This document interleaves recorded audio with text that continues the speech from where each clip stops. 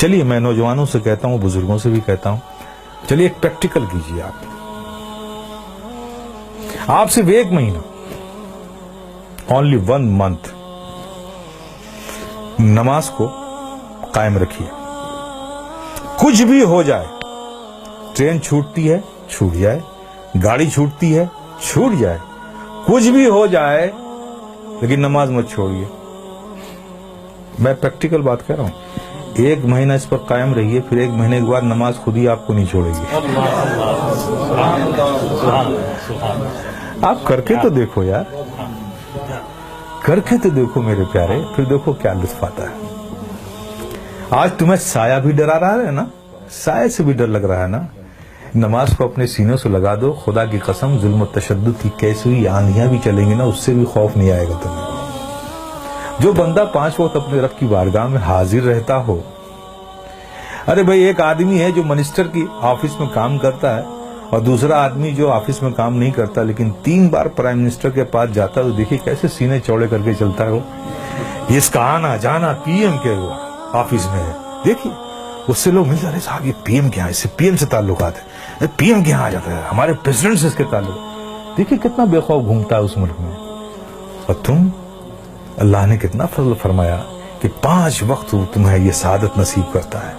میرے بندو آؤ میری بارگاہ میں. جب تم کھڑے ہوتے ہو تو میں تمہیں دیکھتا ہوں، تمہاری عبادت تو ایسی حالت میں کھڑے ہوتے ہو، ایسی حالت میں کھڑے ہوتے ہو. چونکہ میں دیکھوں گا نا تو میں جسے دیکھوں اس کی حالت بھی تو ویسی ہو. پیارے آقا صلی اللہ علیہ وسلم ارشاد فرماتے ہیں کہ رب نے فرمایا جب ایک بندہ نماز کے لیے مسجد میں جاتا ہے اور نماز کے لیے وہ کھڑا ہوتا ہے تو کھڑے ہونے سے پہلے رب فرماتا ہے فرشتوں سے، اے فرشتوں، اس کے اندر جتنے گناہ ہیں نا وہ اس سے جدا کر لو، نکال لو، اور سارے گناہوں کو الگ کر دو اس سے.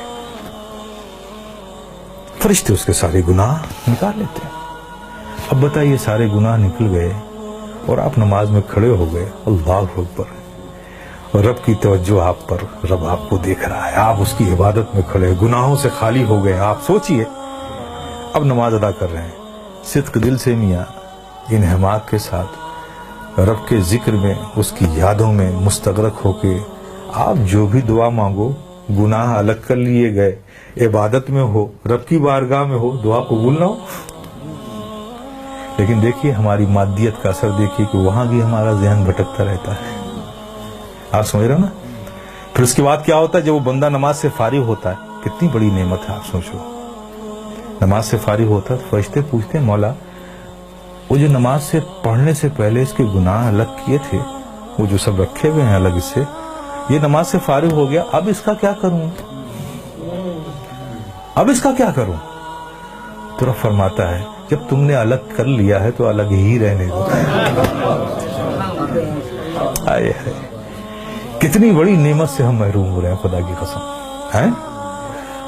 اس لیے میرے عزیز، میرے پیارے، یہ بہت بڑی نعمت ہے، بہت بڑی نعمت.